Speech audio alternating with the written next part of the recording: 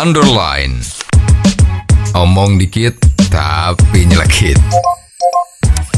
Bersama Om Bob. Temukan di channel YouTube Om Bob Indonesia.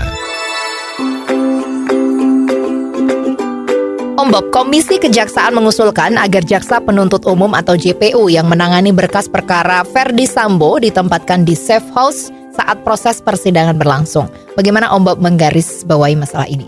Ya, ini kan kemarin kan semua orang itu punya prasangka ya, bahwa ini kasus Sambo yang demikian gedenya, ya ini apakah tidak akan ada intervensi dari pihak-pihak luar. Betul. Artinya siapapun yang mempunyai kepentingan dengan masalah ini mungkin bisa intervensi.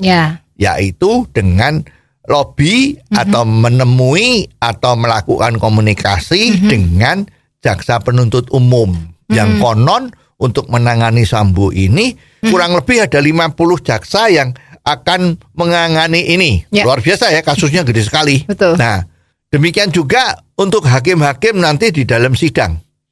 Maka kemarin ada satu permintaan bahwa baik jaksa yang terlibat dalam masalah ini, artinya yang termasuk untuk menyidangkan ini ya, bukan terlibat dengan kasusnya Sambo ya. Betul. Juga hakim-hakim yang mau mengadili itu dimasukkan dalam safe house. Artinya safe house di sini itu adalah tempat diamankannya mereka yang terlibat. Jadi kalau seperti konsep pengadilan di Amerika atau di Inggris itu kan modelnya juri. Jadi juri yang melakukan pemikiran atau ngambil keputusan salah atau tidaknya dari terdakwa itu memang dikarantina. Agar supaya dia tidak terpengaruh oleh media, tidak terpengaruh sama orang, juga tidak bisa dihubungi. Jadi betul-betul dikarantina sehingga apa yang menjadi putusannya itu adalah murni dari pemikiran-pemikirannya beliau. Betul. Ya, nah dengan adanya ide safe house ini mestinya ini merupakan salah satu langkah maju dari dunia peradilan di Indonesia.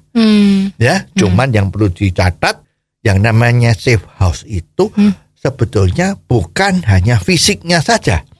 Terus yang namanya safe house itu bahwa dia adalah harus tidak boleh membaca berita dari televisi, dari radio, dari internet, dari WA group, itu nggak boleh. Ya, jadi kalau memang harus ditempatkan di safe house, maka betul-betul harus steril. Baik jaksa yang mau jadi jaksa penuntut umum atau dari hakim yang nanti akan mengadili, itu handphone harus disita. Ya, nggak boleh punya handphone, nggak boleh nonton TV, nggak boleh baca koran.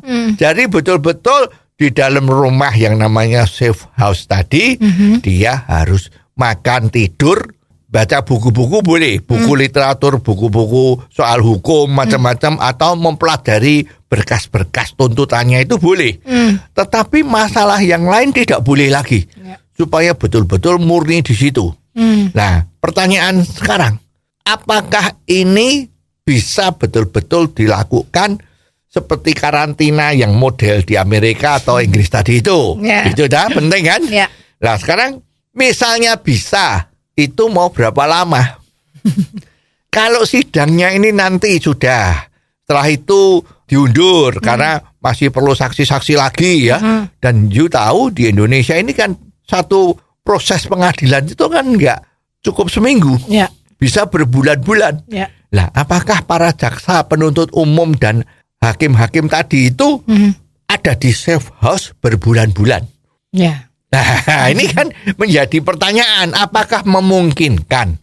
Ya, jangan cuman ini menjadi pencitraan. Betul. Yang namanya safe house itu kelihatannya kan betul-betul steril. Tetapi di dalam pelaksanaannya tidak seperti yang di negara-negara lain itu. Nah, ini kan jadi repot. Ya, nanti kalau ada sesuatu, lah ini kan sudah dimasukkan ke safe house. Ya. Nah, kalau memang masih terjadi yang dicurigai terjadi sesuatu intervensi dari pihak luar.